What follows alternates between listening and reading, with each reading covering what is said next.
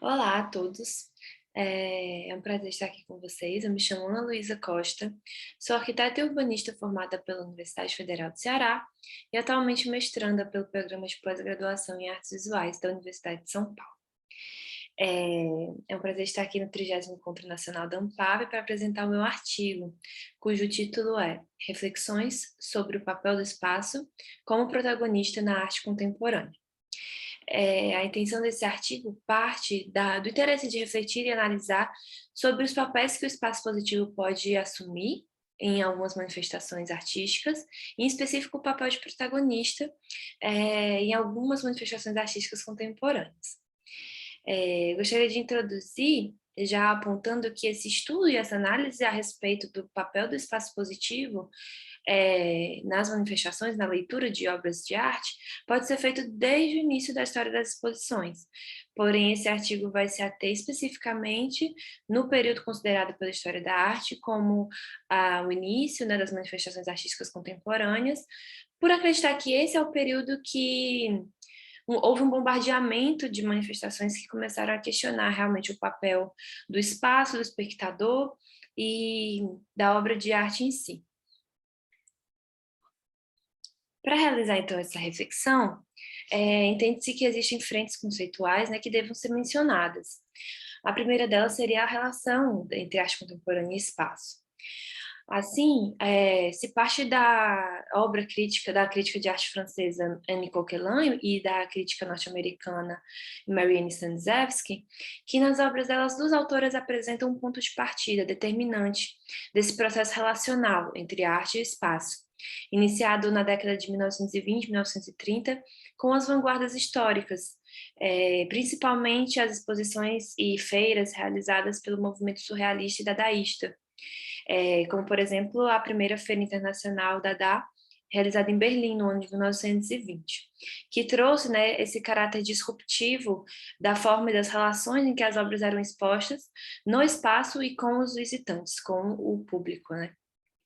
Mais adiante, mas ainda sobre o mesmo período, Ferreira Goulart, o crítico brasileiro, comenta que é o momento em que a obra começa a emprestar ao espaço expositivo algum valor e significado, é o momento em que a pintura se livra da sua moldura, como, por exemplo, nas obras de Mondrian ou de Malevich.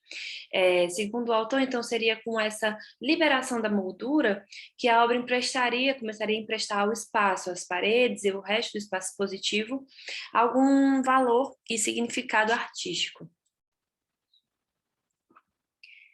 Após o intervalo marcado pelo período da Segunda Guerra, percebe-se que o campo da arte se proliferou, né, de manifestações que propunham a fuga do suporte, a desmaterialização da arte e o deslocamento do espectador. Consequentemente, as questões a respeito do espaço expositivo se tornaram mais notórias na crítica e na reflexão artística dessa época. Então, para o crítico canadense Hal Foster, foi o movimento minimalista o responsável por tornar o espaço arquitetônico, onde a obra era exposta, num espaço tão importante quanto qualquer parede para a pintura ou qualquer plataforma para a escultura. Então, o espaço arquitetônico assumiria esse papel de importância, segundo Hal Foster, a partir da vertente minimalista. E é nesse ponto histórico de inflexão que o até então tradicional modelo de interação, que era puramente contemplativo por parte do espectador, pode ser questionado, pois é aí que o espaço positivo começa a assumir uma importância, incluindo o que nele se encontra, né, que é o espectador ou o público. E essa nova interação entre o público e o espaço expositivo pode ser caracterizada como uma emancipação do espectador, num processo que, segundo o filósofo francês Jacques Rancière, é próprio do período pós-moderno, onde os participantes de uma manifestação artística se tornam, ao mesmo tempo, espectadores distantes e intérpretes ativos do espetáculo que lhes é proposto.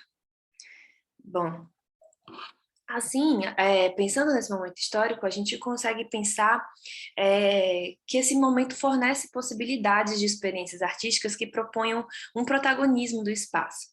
Como apontado pela historiadora brasileira Sônia Del Castilho, por vezes, algumas manifestações e exposições contemporâneas, o objeto de exposição é o próprio interrelacionamento entre o espaço e o espectador, indo de encontro àquela tradicional fruição datada, né, e tradicionalmente composta dos modernistas, que focava no aspecto contemplativo da obra de arte. É importante também frisar que aqui a gente chama de protagonismo do espaço, se referindo ao significado de protagonismo, de ocupar o papel de principal em alguma situação ou acontecimento. Nesse caso, o acontecimento é a própria obra de arte contemporânea, e o papel assume o espaço assume esse papel principal nesse acontecimento. Assim, a gente passa para uma análise de caso, de estudo de caso. Pois para ilustrar, né, esses acontecimentos, a gente parte para uma série de intervenções espaciais feitas pelo artista norte-americano Gordon Matta Clark, que ficaram popularmente conhecidas como building cuts.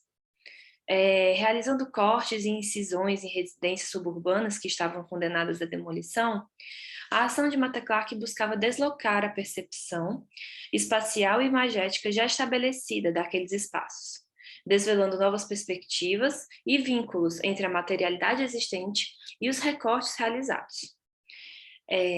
Assim, dessa forma, o artigo busca se ater a um momento específico e pouco analisado dessas obras de Matta Clark. Após finalizar suas intervenções, o artista convidava visitantes para percorrer as construções que haviam recebido as intervenções antes que as mesmas fossem demolidas, havendo nesse momento uma experiência relacional que possibilitava a reativação e a ressignificação das relações entre o público e aqueles espaços. A questão levantada inicialmente pelo artigo mira refletir sobre a existência de experiências nas quais o espaço expositivo apresenta papel de protagonismo na prática artística contemporânea. Nos building cuts de Matta Clark, o próprio espaço expositivo tornava-se obra, ou, numa espécie de paradoxo, pode-se dizer também que a obra tornou-se espaço expositivo. Essa primeira reflexão permite imaginar que, em determinadas experiências e práticas artísticas, o espaço expositivo, nesse caso o lugar onde a obra se põe exposta, toma o protagonismo ao ponto de se tornar parte integrante da obra de arte, de forma que a mesma se confunde com ele. Assim, eu espero que essa provocação possa gerar desdobramentos e discussões referentes aos papéis que o espaço positivo pode assumir nas manifestações artísticas contemporâneas.